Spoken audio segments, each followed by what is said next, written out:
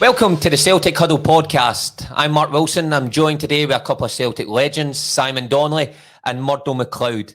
Frank McAvenny has got a wee rest this week. Murdo didn't think his performance was up to scratch. I'm sure Frank's never had that complaint before. Oh, I think so. I think poor Frank, but I'm sure he's the same as Lubo away out in the golf course again. Yeah. Listen, we're a brand new podcast, and every week we'll take you behind the scenes and in-depth all things Celtic.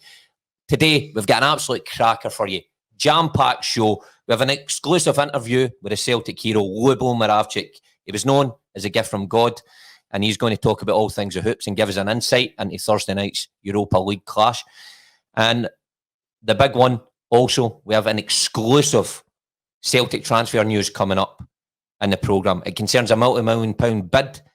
Listen to it first here on the Celtic Huddle podcast. So a good show ahead of us, guys. So let's get right into it. And thanks very much, actually, first and foremost, for all the feedback for last week. Getting great feedback about the show, so keep it coming. Right, more positive start to the show this week. Sunday's win. I mean, it's been a very good week for Celtic. Simon, how would you pinpoint that performance? Very mature, very exciting the first half, but much needed. Definitely, and I think they built on Thursday night. I think there was a lot of good stuff came for the Lille game. I think obviously being 2-0 up, it might eat away a little bit. You've allowed them back in, but you would take a point on the back of the week before. And I think they took that into the game at the weekend. I think the disappointment of a 3-each at Pataudry, I think the focus was there. And they've taken care of business in the first half. Second half, they managed it quite well. They didn't look as if they were going to go and push for particularly any more goals, but the job was done in the first half with the two fantastic goals. Yeah, that's it, Murdo. I mean, it's an incredibly hard run of games Celtic have got here, and had in the past, and going away to Pataudry, then going away to Lille, and being 2-0 up. They concede 2, but look, you're playing against a top class side, in Europe. So it was incredibly important for the Celtic team to come back with a performance. But the defensive performance, which was under a lot of scrutiny, how impressed were you with the clean sheet? Yeah, I just felt at the back they looked much stronger. But again, you're looking at the change of shape, and Frimpong and Laxalt at the back, I think they were more positive, both of them. Yeah. Laxalt, for me, has been good up till now since he's arrived in the side, but Frimpong's not been going by anyone, and I think now he's looking sharper. I felt Celtic had more tempo about them at the weekend. And that's over the games, the difficult games, they were missing the tempo and they were a wee bit sluggish. Whereas at the weekend, Aberdeen got off to a great start, and I'm thinking they're under pressure. Yeah. And at the back, Crosgrove had 2 chances and missed both of them. But after that, Celtic, for me, just ran the whole show throughout the 90 minutes. Aberdeen, I thought, played well, but Celtic were far quicker all over the park. And then with the goals were just spectacular. It's funny how you look at things, me being a defender, and it's Celtic's first clean sheet in 5 games, but I look at it and I thought the first 15 minutes, Aberdeen did start well. And you've got Duffy, who's came under a lot of pressure. Beaton just back in the team, a centre midfielder playing there, and you think, what to expect? I thought in the first 15 minutes, Celtic had that base and they were solid. Even the Cosgrove head at the back post, Beaton gets there and blocks it. Yeah. It's good defending. Then that starts, feeding confidence to your forward players and, the forward guys, obviously, go on and win the game. And just on that, then, moving on. What about the goals? I mean, 2 of the goals were unbelievable. Christie, El Yunusi. Yeah, Christie just cutting in on his left, always willing to have a shot round about the box. Many times we've seen it before, but bends it into the top corner. But a clean sheet as well, and Murdo's right with the tempo. I think it started on Thursday night in Lille. There was a lot more tempo to the game, and they took that into the semi-final at the weekend. And I really like Beaton at the back. He's composed, assured, can play, can read things, experience. I like him in there. I agree. Even Beaton, I remember when Beaton first came to the club and he was middle of the park, and I always felt every time the ball came to Beaton, he slowed it down too much. He kept possession, but he's just slowed it down too much. And then it's been, over the years, it's been up and down for him. But just now, being a defender, even for the national team, I thought he played really well. In Scotland, he looked good. He's looked sharper. Well, no, and he's got a wee bit of pace about him now. When's the point come, Murdo, that you stop being a centre midfielder or being called a centre midfielder and become a central defender? When you get a wee bit older.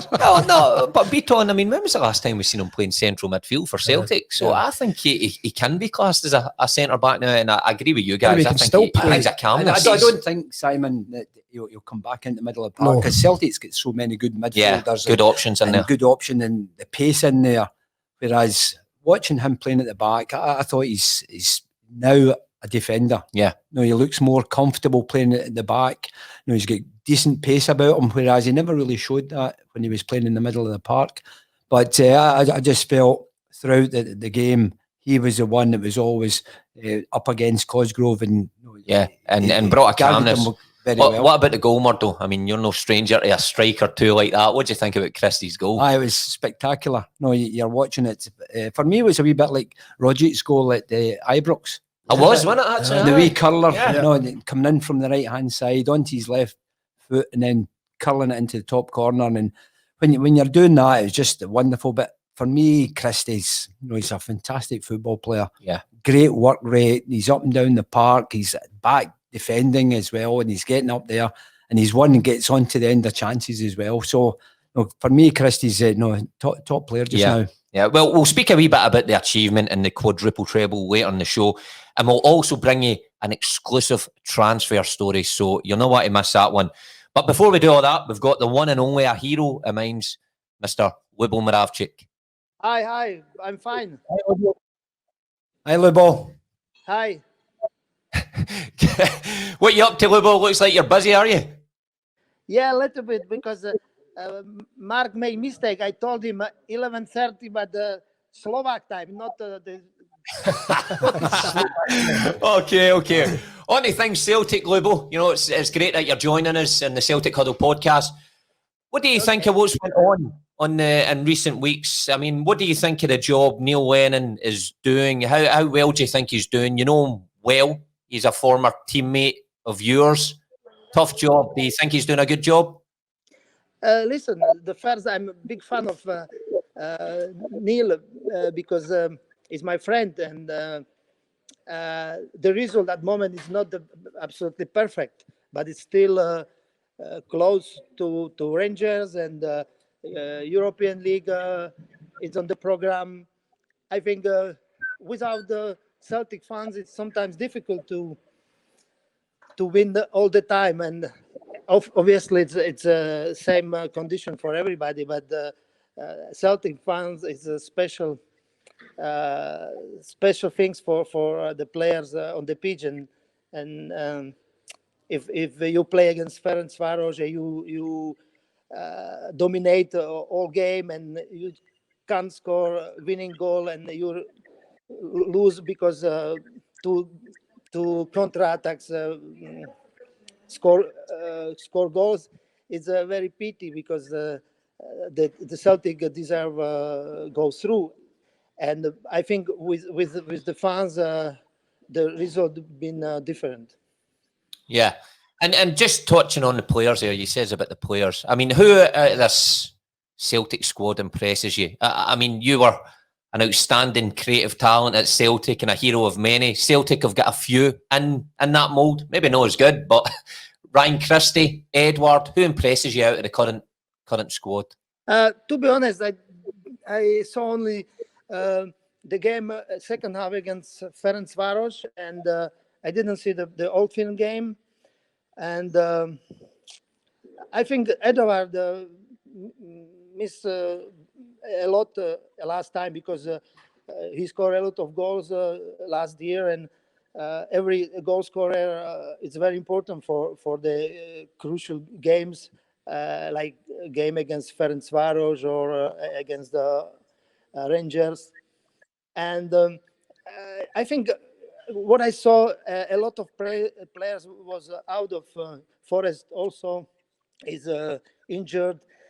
It's many important players been out of the pitch. That is maybe also a reason why Celtic didn't have the best result last time. Yeah. And on to Thursday night. Now, it's a big one for Celtic. Another big game in the Europa League against Sparta Prague. What can you're a man that knows that league and that part of the world well. What can you tell us about Sparta Prague and what to expect? Sparta is a famous team from Czech Republic and with big history, and it's something like we can compare Czech league to Scottish league, because two teams like Slavia, Sparta, it's also big derby in this country, similarly like Celtic Rangers, and Sparta is now little bit better on the table that time, but I think in the European campaign last 3-4 years been very poor, and now it's after a long time, first time when play European League, and I think Celtic, for me it's favorite because play home even without the fans, it's favorite, and Sparta, it's all the time it's a dangerous team. It's something like Ferencváros, for example. I think Sparta will be back and try to be successful in the counter-attacks. But I hope. Yesterday I had call from Czech Republic, from journalist. I said Celtic is favorite, and I'm big fan to Celtic, and I hope Celtic win and be on the positive result. Yeah, and there has been no domestic football in Czech for a wee while now, but of course they played against AC Milan and suffered a pretty heavy defeat there, and against Lille. So you're pretty confident Celtic keep playing the way they've been playing this week. They should get a result. Yeah, definitely, because what I said, Sparta been the last 3-4 years very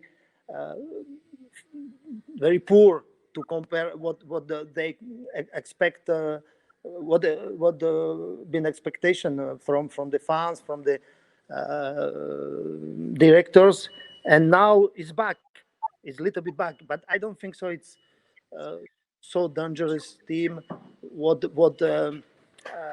Celtic must be afraid. I think must be careful, but not afraid. I think Celtic is better team for me. Yeah. Okay, and moving on to more serious matters, away from football, I see your advert that you brought out a new gin with first star with the Celtic legends. Now, if this man can sell me a pair of Mizuno boots, which he did, Sid, I only bought Mizuno boots because of Lubo Moravcik. He can sell this gin. Tell us about the gin, Lubo. Now it's for me it's better to drink than play football. More enjoyment. I'm showing it now, Lubo, on screen. For that, I put my name on the gin, but not on the jersey. No, it looks very nice. I look forward to trying it. But Lubo, thank you very much for joining us. Hopefully, we speak to you in the not too distant future. Thanks, Lubo. Okay, all the best, and I hope for the future. Okay. Cheers, Lubo. Cheers, mate. Bye. Bye. Ciao. Bye. Guys, what about that? Getting Lubo Moravcik on the show. I mean, he was a hero of mine. I was there at the 5-1 game. Sitting on the halfway line thinking, who is this guy? Reading the team sheet thing, who have they selected here? And then he goes on to make an absolute hero of himself. Sid, you played with him. What's it like? I was the same as you when he came to the club. Oh, yeah. Who is this guy? And it is a wee bit disrespectful, because as soon as he got on the training pitch, there was absolutely no doubt of his genius. What was he like in training? Was he just what you see in the games? You always look at players when they come in, and he was taking, like in the wee 7-8 asides, he was taking corners with outside his right foot, and then he'd go over and he'd take the next corner but outside his left foot, and you literally were standing there thinking, what's his strongest foot? Aye. But an unbelievable talent, and I always look back and say, I wish we'd got him sooner, a bit earlier. What was he like in the dressing room? Was he quiet? Very quiet, unassuming. You see the reaction, seeing that Rangers game, when he scores, he just kind of stands there and takes it in. You know, everybody's going off their heads. The stadium's rocking, and he's just standing there wondering, is this what it's all about? It's Celtic. And I think he says himself, it's probably the highlight of his career, you know, coming to Celtic at a late stage and playing there and being an absolute hero for 2-3 seasons. I mean, I remember his game, it was after I'd left. He played Juventus at Celtic Park, and it was unbelievable that night. Crazy, how good he was. I mean, you played as well in Chris Doolan's testimonial. Lubo turns up and he's quiet in the dressing room, and seeing the game, I'm playing right back and he's playing his normal position. When he got the ball, Murdo, in that game, I was getting excited. I was thinking, oh, come on, do something.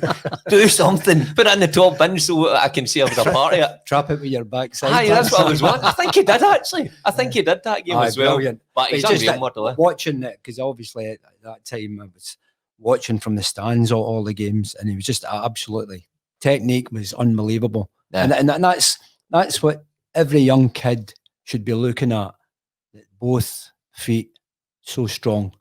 And it still amazes me that you still hear people commentating about, oh, he's on his weaker foot and all that. No modern day football player should ever have a weak foot. Murdo, do you remember the time we did the little gig with Lubo, and I asked him, what is your strongest? Why are you so strong in both?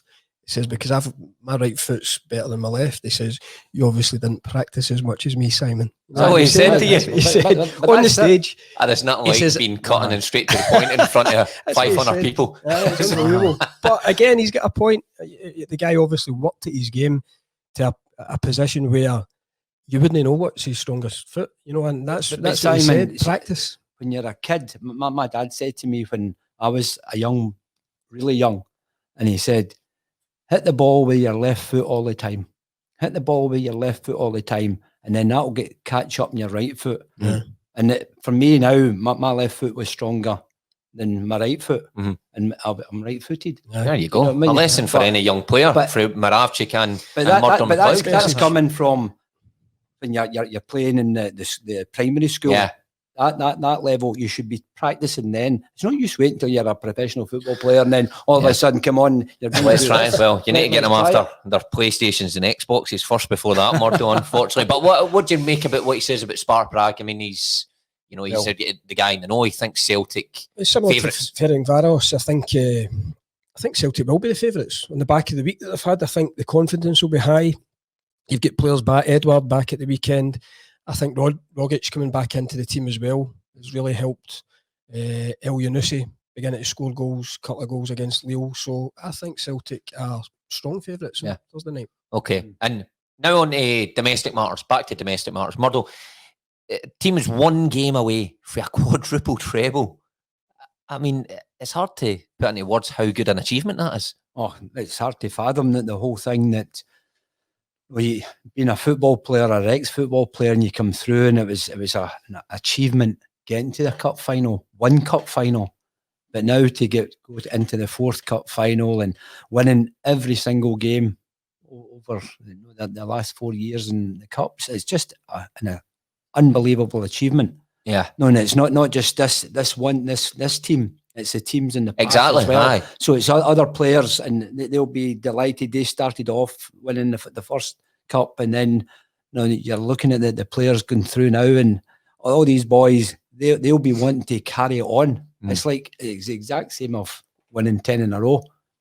It's even boys that are arriving at the club this year. Yeah, you pass the mantle on. You pass it on. You pass it on, and that's what it's all about. And just make sure that the players that's arrived at the club are good enough to go ahead and win the title this year, but win the Scottish Cup again. So it's just incredible, because you look at all the top clubs around the world, Barcelona's and Real Madrid and Bayern Munich, Dortmund, all these big football clubs, they've never done it. I know. Incredible. I mean, Sid, they've not lost a cup game since April 2016. I mean, 35 straight victories. Like, we've all played in Scottish Cups. We've been there with Celtic. You're expected to win every game. But in a cup game, anything can go wrong. Anything can I mean, go how wrong. incredible is the that's stat? Why that stat is particularly remarkable, because you can have an off day, something can happen in a game, you can run out of luck, but the consistency they've shown over those games is incredible. And to win 12 domestic, possible on the bounce, It's an It's incredible incredible. See, achievement. somebody sent me a stat with every win on Sunday in the cup, and you look at it and you automatically think, oh, a lot of them must have been at home. And when you look at it, a lot of them are neutral venues are away. So at Hampden, so many victories and clean sheets as well. Now the Celtic defence, you know, over years, even my time, and especially now, have come in for criticism, but the amount of clean sheets in that time over the 35 games in cup games is, I mean, astounding. And, you know, great credit has to be given to, you know, you go all the way back, Brendan Rodgers, obviously, but Neil Lennon for carrying that on. So incredible stat. I mean, Ryan Christie has played a huge part. There's no doubt about that for years now in this, you know, incredible run. Now, the Celtic Huddle podcast understands that top French side Nice want to sign Christie and are prepared to bid in excess of £10 million in January. Wow. I mean, what do you make of that story, Murdo? Huge player. That's a huge bid. Yeah. I think, obviously, I'm not surprised that someone's going to pay that amount of money for him. Modern day, for me, Christie is one player I would have in my team all the time. No, his attitude's fantastic. His work rate's fantastic. He scores goals. He stops goals. He gets into challenges. He's up and down the park. And just now, the way he's playing there, and I think the way he's been playing, he get his reward at the weekend with his goal, a spectacular goal. But that's Christie for you. He's all over the pitch, and I'm not surprised, but I'd be shocked. It could fit, by the way, it would be a big loss for Celtic if they took the money. I mean, for somebody that's played in Europe and went for Celtic to the continent, he's the type of player that you could see fitting into that European style football. Would you think if it did happen, would they have any problems? Oh no, not at all. Style of play? Not at all. Because obviously now, going about the pitch, if someone likes a Christie going abroad and playing abroad, he would really enjoy the football there. Because in Scottish football just now, it's like more aggressive.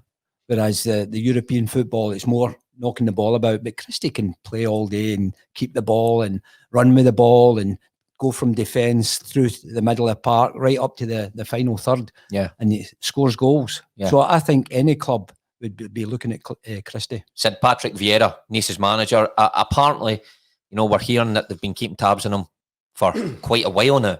I mean, how good is Christie, really, you know, when it comes down to it? How much has he contributed to Celtic over the years? I think hugely over the last couple of seasons. Was it 2 seasons ago when he came in against Hearts in the Cup?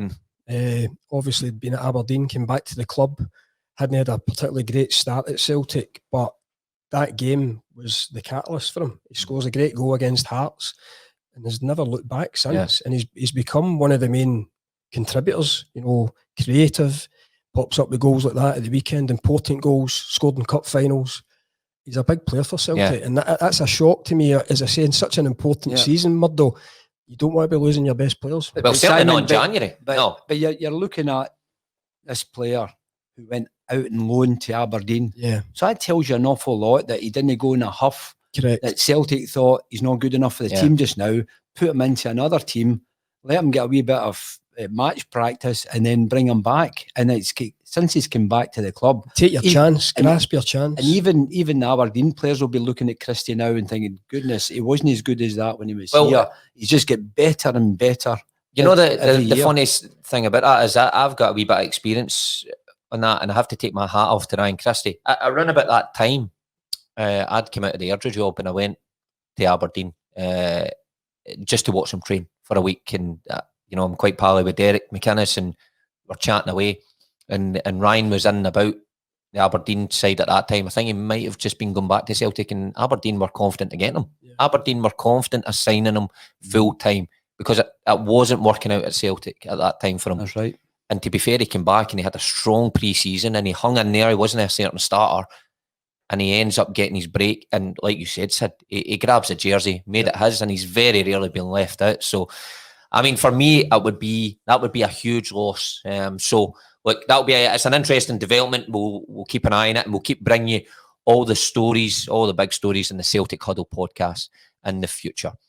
Now, back to league duty and Neil Lennon. Now, it's back to the league, Murdo, on Sunday, Motherwell. It's a live Sky Clash. How important a game is that again for Celtic? There is no easy games. There is no walk in the parks now. It's a big one again. Well, I think Celtic, as a football club, they've always been under that bit of pressure from every team wants to beat them. So Celtic now, they know Motherwell is doing well just now, and they're playing well, and it's going to be a must-win game for Celtic.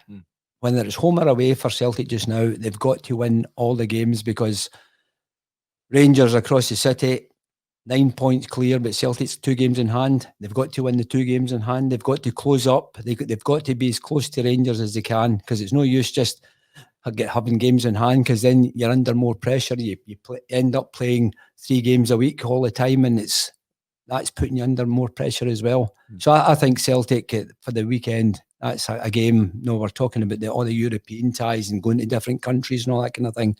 Going to Motherwell, tough game, but winnable. Yeah. What do you think about that, Sid, about the games in hand? I know people have got their split opinions on this, and you hear a lot of people on social media saying they're gimmies. But should Celtic fans be worried? Rangers 9 points clear, Celtic 2 games in hand. What's your opinion on the games in hand? I would prefer to have the points in the bag, but it's still in Celtic's hands.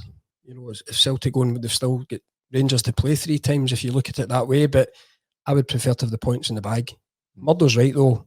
Every game, and the more it goes on, it's a must-win. It's just a must-win every week for Celtic at the moment.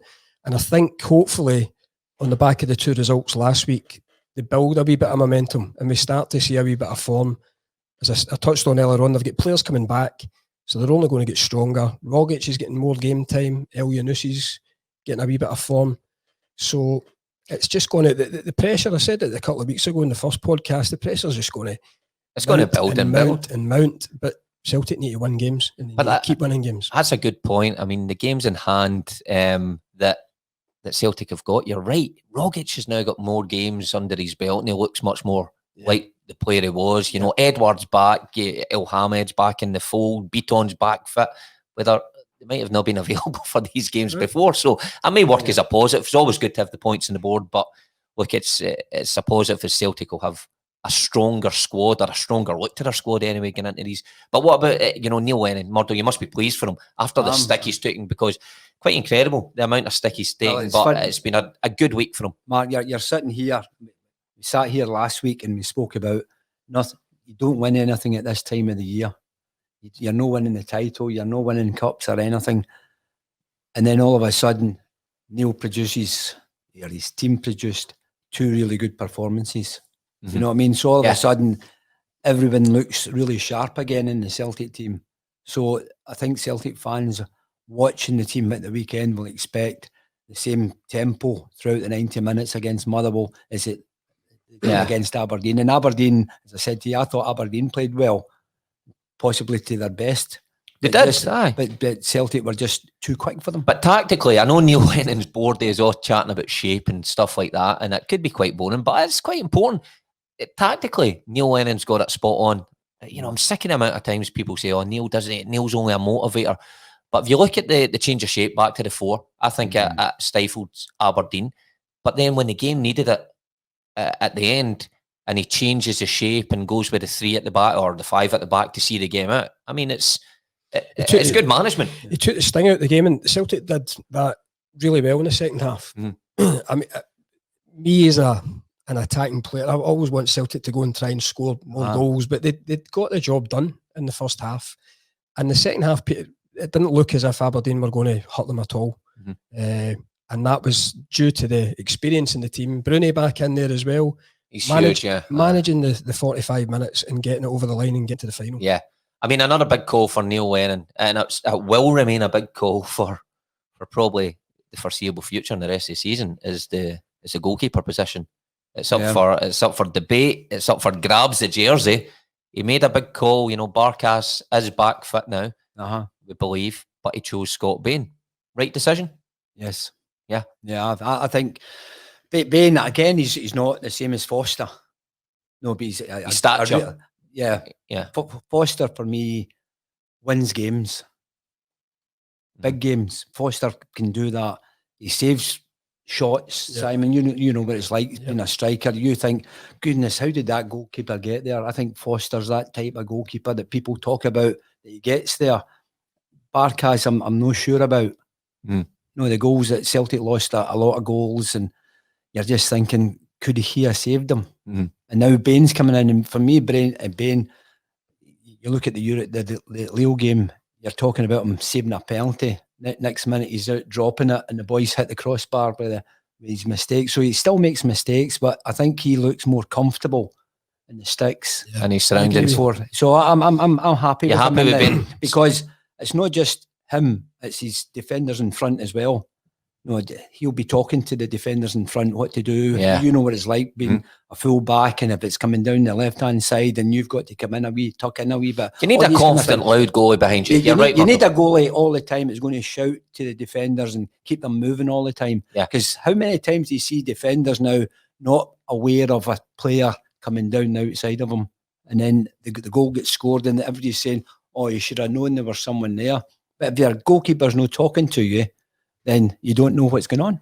Sid, what do you think? I mean, I agree with that. Yeah, and I think he's got that wee bit of experience. I know Foster was number 1 last year, but Bain was called in at Ibrox to play in the Rangers game, and handled it really well. He's been over the course, so it is probably a time for Barkas maybe just to sit on the bench, get used to actually being at a club of Celtic stature. And Bain, for me, I know he made the mistake against Lille, but he got the wee bit of luck there as well, because I thought he had a great game against Lille. I thought he came up with some really good saves, and again at the weekend quite comfortable. So I think that's the correct choice at the moment. Stay with him, and then it's down to Barkas to work his way back in. I don't think it signals the end or anything like that for Barkas. I think you're right, Sid, that sometimes it takes a wee bit of time to settle with a goalkeeper, and it is the right decision to bring him in. But it's a big decision for a manager to make. £5 million goalie, or your goalie, it was number 3. Let's not forget, Bain was number 3, and Neil's made the big decision. Looks like he's got it right, Murdo, just now. Well, you're looking at it. We spoke last week about Duffy under a wee bit of pressure. The fans are having a go at him and all that kind of thing. But he's in the same boat as Barkas.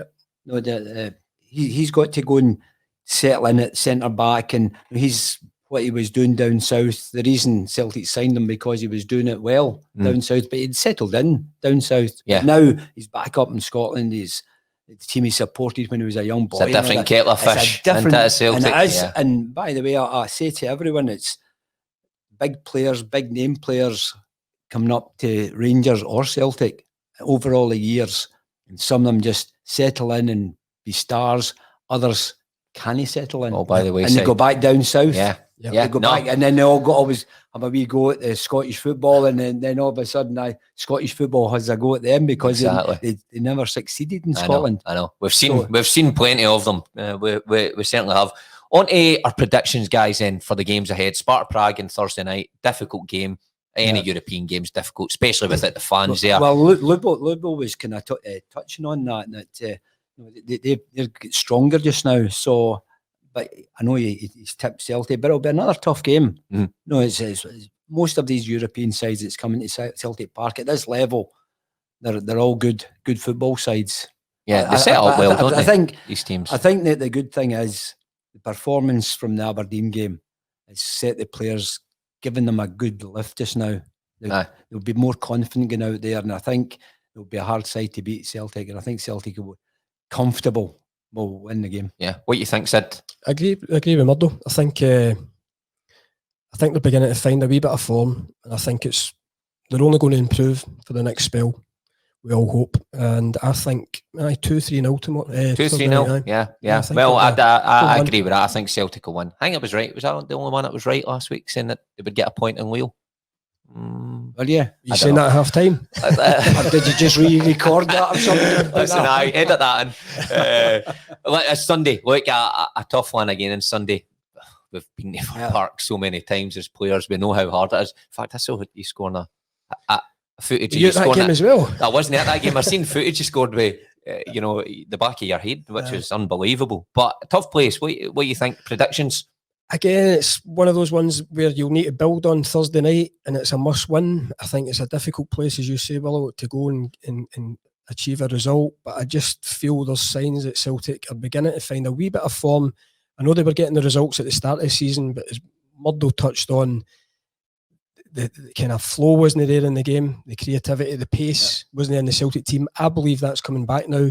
I think they'll win at the weekend as well. Yeah, Murdo, agree with that? I think Even though Motherwell on a good run just now. They're on a good run. Yeah. But again, it's up to Celtic. If they turn up and they go and play a good tempo, Celtic will win the game. Yeah. Because everyone knows that. If Celtic turn up, they'll win the game because they've got better players throughout the whole pitch, and they've got goal scorers, they've got the defenders that can defend now. So, no, I think Motherwell will find it tough, but they'll make it tough. If Motherwell play well as well, then it's going to be a tough match. But I still think Celtic will come out. Yeah, but not an easy game though. Not an easy game. Well, here's hoping. Keep our fingers crossed for some big results this week. It's another testing week for Neil and the players, as is every week. But guys, that's us. Thanks very much for your insight, and thanks for listening again, and thanks for joining us on the Celtic Huddle podcast. We'll be back next week with more insight and review of the week's games.